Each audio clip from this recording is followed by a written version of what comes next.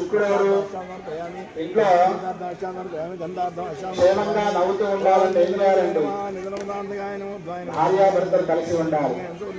మరి భార్యకి ఏం చేయకుండా కానీ ఆమె కోప్పడుతుంది, భర్తకి ఏం చేయకుండా కానీ ఆయన కోప్పడుతుంది. అంటే భార్యాభర్తలు అన్యోన్యత కొరకు శుక్రాయ నమః అనుకుంటూ ఉండాలి. కాబట్టి రాహవే నమః అనుకుంటూ చేయండి. రాహు మంచి జ్ఞానాన్ని ఇచ్చేటువంటి వాడు రాహు జ్ఞానం, మంచి సద్బుద్ధి జ్ఞానాన్ని ఇవ్వమని రాహవే నమః అనుకుంటూ చేయండి. ఓం రాహ్వారితేదం రాహే రాహో రాహు ఓం రక్షామి చక్షు శాంతయే స్వాహా రాహు రాహ్వారితకారే రాహు ఓం రక్షామి చక్షు శాంతయే స్వాహా రాహుగ్రహాయ రాహ్వారితేర్వక్షామి చక్షుపీడోపశాంతయే స్వాహా రాహుగ్రహాయ ఇదం నమః. కేతవే నమః. సర్పదోషం ఉన్నటువంటి వాళ్ళందరూ కూడా సర్పదోషం సంతానము వివాహము జరగడమేటువంటిది లేదవుతుంది. కాబట్టి సర్పదోషం ఉన్నటువంటి వాళ్ళు కూడా చక్షు నేత్రాలు కూడా కళ్ళ యొక్క సమస్య ఉన్నటువంటి వాళ్ళు కూడా నమస్కారం చేయండి. కేతవే నమః అనుకుంటూ చేయండి. ఓం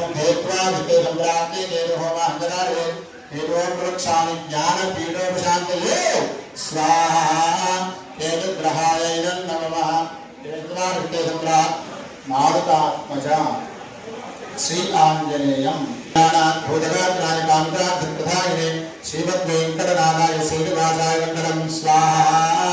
శ్రీయత్తా భూతవేంకటనాథాయ శ్రీనివాసాయ మంగళం అభిప్రాయ నీలకంఠాయ మృత్యుంజయాయ పరమేశ్వరాయ శివాశివాయ శ్రీమన్మహ దేవాయ నమః స్వాహా.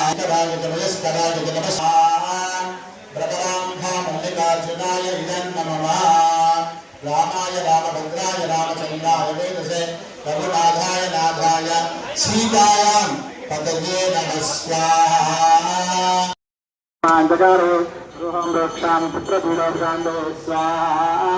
గురుగ్రహాయ నమః. గురువారిష్టే సంగ్రహాత్తే గృహోమ అంతకారు గృహం రక్షామి పుత్రపీడోపశాంతయే స్వాహా. గురుగ్రహాయ నమః.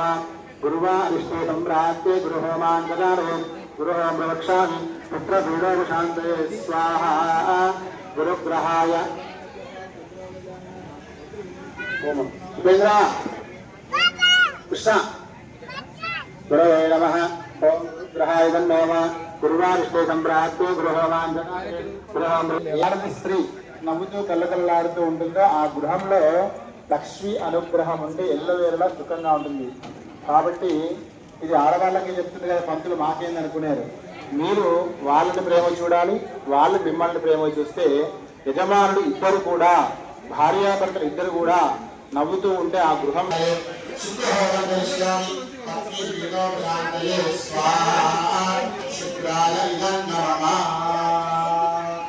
శనేశ్వరాయ నమః. ప్రాణహాని ఎన్నో రకాల నుండి శరీర ఆరోగ్య సమస్యలను దూరం చేసేటటువంటి వాడు శనేశ్వరుడు. కాబట్టి ఎటువంటి హాని కలగకుండా ఉండాలని శనేశ్వరాక్షామి ప్రాణపీడోపశాంతయే స్వాహా. శనేశ్వరాయ ఇదం నమః. రాహవే నమః.